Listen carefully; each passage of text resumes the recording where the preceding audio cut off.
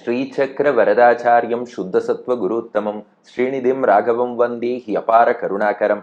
கவசம் கனெக்ட் நேயர்களுக்கு நமஸ்காரம். பெரியாழ்வார் திருமொழியின் 4ஆம் பத்து 2ஆம் திருமொழி 10ஆம் பாசுரத்தை அனுபவிக்க நாம் மானசீகமாக அழகர் மலையை சென்று அடைகிறோம்.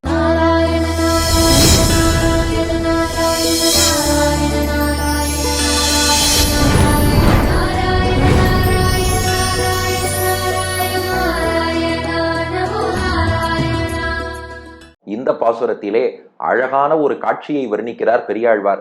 என்ன காட்சினா, பகல் நேரத்துல அழகர் மலையில பெண் யானைகள்லாம் இஷ்டத்துக்கு சஞ்சாரம் பண்றதாம். ஆனா இரவு நேரம் வந்துட்டா எல்லா பெண் யானைகளும் ஆண் யானையிடம் திரும்பி வந்து கூடி கழிக்கின்றனவா. இது என்ன இயற்கை காட்சி? இதற்கும் அழகருக்கும் என்ன சம்பந்தம்னா, பாட்டை பார்த்தோம்னா புரியும். 10வது பாசுரம், 8 திசையும் எண்ணிறந்த பெருந்தேவிமார் விட்டு விளங்க வீற்றிருந்த விமலன் மலை பட்டிப்பிடிகள் பகடுறிஞ்சி சென்று மாலை வாய் தெட்டி திளைக்கும் தென் திருமாலிரும் சோலையே. 8 திசையும் எண்ணிறந்த பெருந்தேவிமார் விட்டு விளங்க வீற்றிருந்த விமலன் மலை பட்டிப்பிடிகள் பகடுறிஞ்சி சென்று மாலை வாய் தெட்டி திளைக்கும் தென் திருமாலிரும் சோலையே. இப்ப பாட்டின் முதல் பாதி கண்ணபிரானை வர்ணிக்கிறார். ஏன்னா இந்த பதிகத்தின் தொடக்கத்திலேயே சொன்னோம், அழகரையே ராமனாக கண்ணனாக மற்ற அவதாரங்களாக காண்கிறார் பெரியாழ்வார்னு. இப்போ கிருஷ்ணனாக அழகரை வர்ணிக்கிறார்.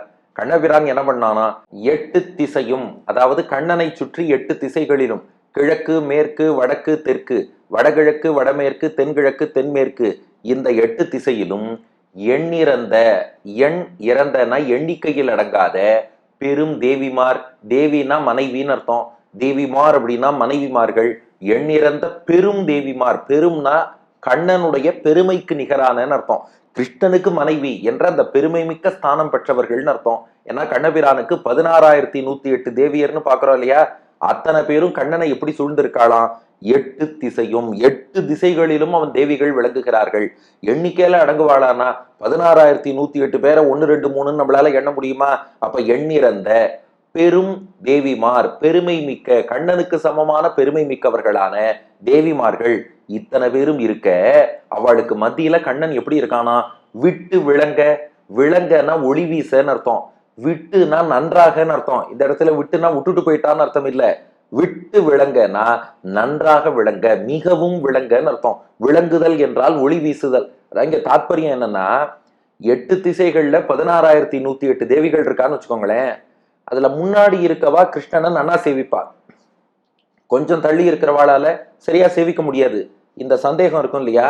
ஆனா அப்படி இல்லையா, கண்ணன் எப்படின்னா பல சமயங்கள்ல அவனே 16,108 வடிவம் எடுத்துக்கொள்வான், எல்லோருக்கும் ஆனந்தம் தருவான், அது தனி.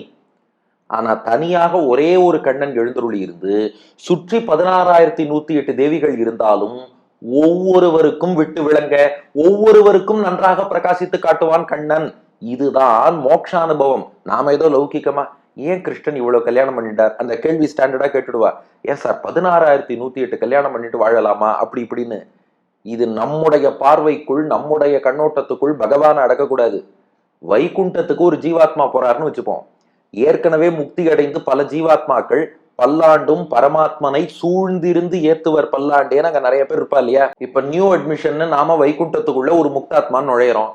அப்ப அவள்லாம் பெருமாளை சுத்தி இருப்பா, நாம கொஞ்சம் தூரத்துல இருந்துதானே பெருமாளை சேவிக்கணும்னா அதுதான் கிடையாதான். பகவத் அனுபவம்ங்கிறது என்னைக்குமே ஹவுஸ்ஃபுல்லாவே ஆகாது. எத்தனை பேர் வந்தாலும் அவர்களுக்கு அருகிலேயே இருந்து அந்த அனுபவத்தை தந்து விடுவான் பகவான். ஏன்னா அவனை போய் அளவுக்குள் அடக்க முடியுமா? இவ்வளவு டயமீட்டர், இந்த ரேடியஸ், இவ்வளவு டிஸ்டன்ஸ், இதுக்குள்ள நின்று சேவிங்கோ கிடையாது. அங்க போயாச்சுன்னா அப்படித்தான் பகவானை எல்லோரும் அருகில் இருந்து அனுபவிக்க முடியும். இது யாரோ ஒருத்தர் ஒரு கேள்வி வேற கேட்டு இதை ஏளனம் பண்ணாருன்னே சொல்லுவா. இது என்ன, இவா எல்லா வைணவர்களும் வைகுண்டம் போயிடுவாளா? அங்கம்மா அங்க ஒருத்தர் நடுவுல உட்கார்ந்து இருப்பார், சுத்தி பல பேர் இருப்பா, இவா கேள்வி கேட்க ஒரு பதில் சொல்லுவாரா? என்னது இது? இதெல்லாம் எங்கள் அறிவுக்கு சரியாக படவில்லையே, எத்தனை பேர் வந்தாலும் அங்க எப்படி இடம் கொள்ளும்? இது போலலாம் கேள்வி கேட்டான்னு.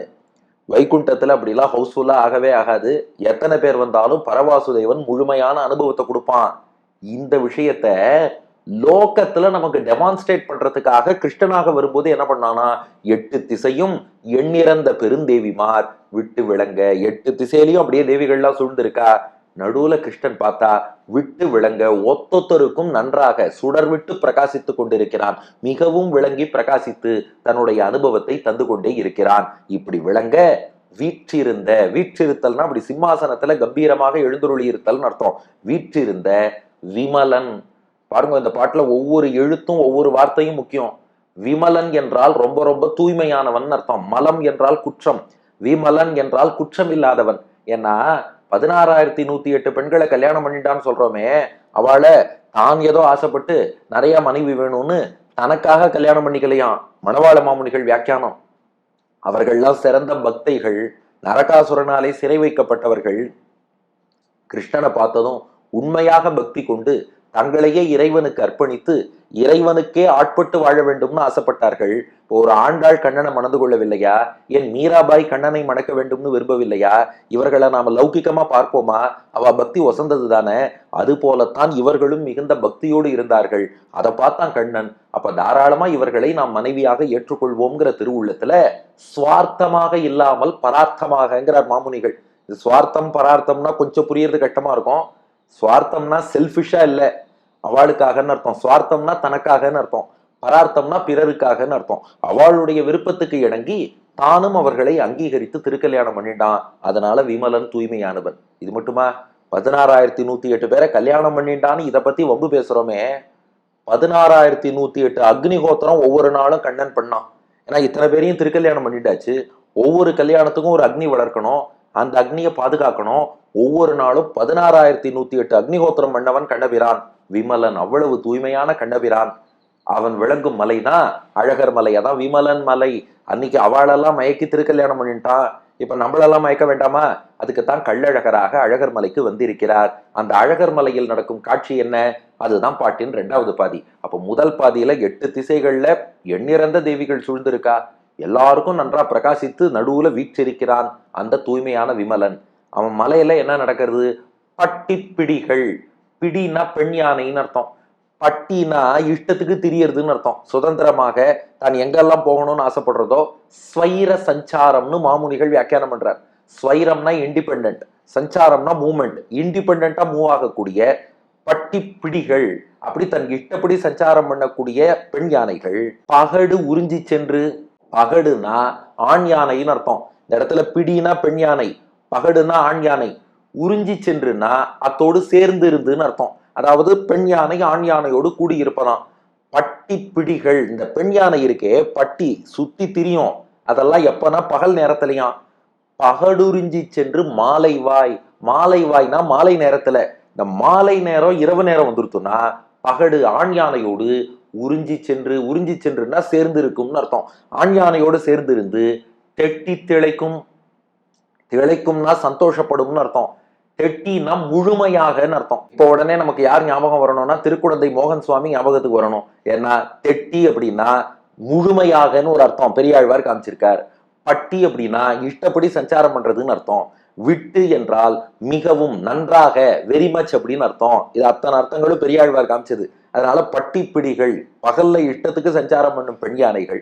மாலை வாய் இரவோ மாலையோ வந்துருத்துன்னா பகடு உறிஞ்சி சென்று ஆண் யானைங்கிற பகலோடு சேர்ந்து இருக்கும். சேர்ந்திருந்து தெட்டி திளைக்கும் முழுமையாக ஆனந்தப்படும் தென் திருமாலிருஞ்சோலையே. தெற்கே உள்ள அழகான அழகர் மலை. இது வரைக்கும் உள்ளதெல்லாம் சரிதான். நன்னா சொல்லின்னு வந்த பெரியாழ்வார் திடீர்னு பகல் நேரத்துல பெண் யானை இஷ்டத்துக்கு போகும், அப்புறம் இரவு நேரம் வந்தா பெண் யானை ஆண் யானையோட சேர்ந்து இருக்கும். இப்ப இதெல்லாம் நாம கேட்டோமான்னா இதை அப்படி புரிஞ்சுக்க கூடாதான். இங்க பெண் யானைகள்ங்கிறது யாருன்னா ஸ்ரீதேவி, பூதேவி, நீலாதேவி, கல்யாண சுந்தரவல்லி நாச்சிமார்கள் தான் இங்க பெண் யானைகளாம். ஆண் யானை யாருன்னா அழகர் தான் ஆண் யானை. இத திருமங்கை ஆழ்வார் பின்னாடி விளக்கிட்டார். தென் திசைக்கு ஆணையாக யார் இருக்கிறார்னா உலகமேத்தும் தென்னானாய் வடவானாய் குடப்பாலானாய் குணபால மதையானாய் என்று திருநெடுந்தாண்டகத்துல திருமங்கை ஆழ்வார் பாசுரம். நம்ம சம்பிரதாயத்துல 4 யானைகள் உண்டு. வட திசைக்கு யானைனா திருவேங்கடமுடையான், மேற்கு திசைக்கு யானைனா திருவரங்கநாதன், கிழக்கு திசைக்கு யானை என்றால் திருக்கண்ணபுரம் சௌரிராஜ பெருமாள், தெற்கு திசைக்கு யானை யாருன்னா திருமாலிருஞ்சோலை கள்ளழகர். அவர் தான் ஆண் யானை போல இருக்காராம்.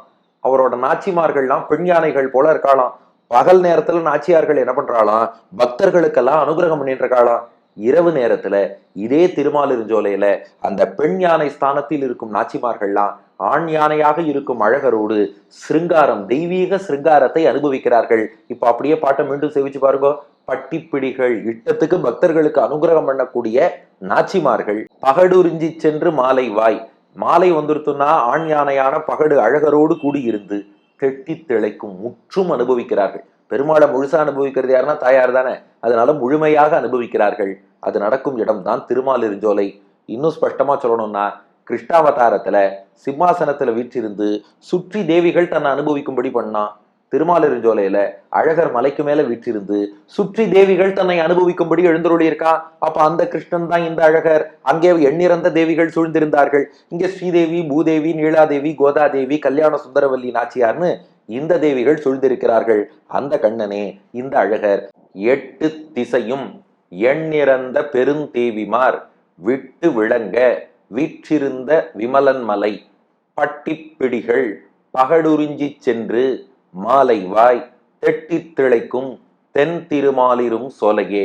8 திசையும் எண்ணிறந்த பெருந்தேவிமார் விட்டு விளங்க வீற்றிருந்த விமலன் மலை பட்டிப்பிடிகள் பகடுறிஞ்சி சென்று மாலை வாய் தெட்டி திளைக்கும் தென் திருமாலிரும் சோலையே. 8 திசைகளிலும் எண்ணிலடங்காத பெருமை மிக்க தேவிமார்கள் தன்னை சூழ்ந்திருக்க, தான் அவர்கள் மத்தியிலே நன்கு ஒளி வீசிக்கொண்டு வீற்றிருக்கும் கண்ணன், அந்த தூய விமலன் அவன் எழுந்தருளி இருக்கும் மலைதான்.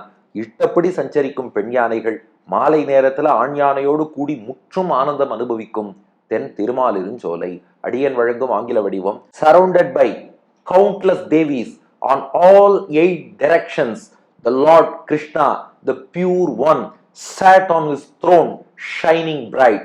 The same Lord is now enshrined in the hill of Tirumalirunjolai, where the female elephants which roam around freely in daytime come back to their male elephants and enjoy completely at night என்பது இதற்கான ஆங்கில வடிவம். இனி இதற்கு அடுத்த பாசுரம்.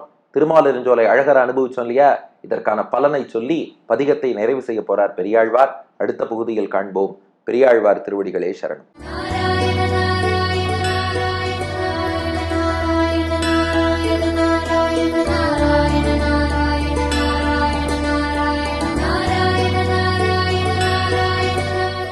எட்டு திசையும் எண்ணிறந்த பெருந்தேவிமார் விட்டு விளங்க வீற்றிருந்த விமலன் மலையே.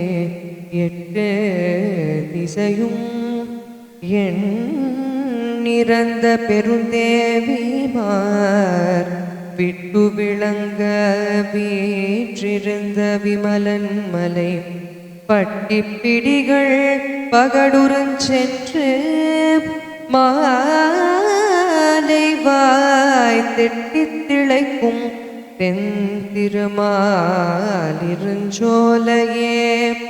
பட்டிப்பிடிகள் பகடுறிஞ்சி சென்று மாலை வாய் தெட்டி திளைக்கும் தென் திருமாலிருஞ்சோலையே.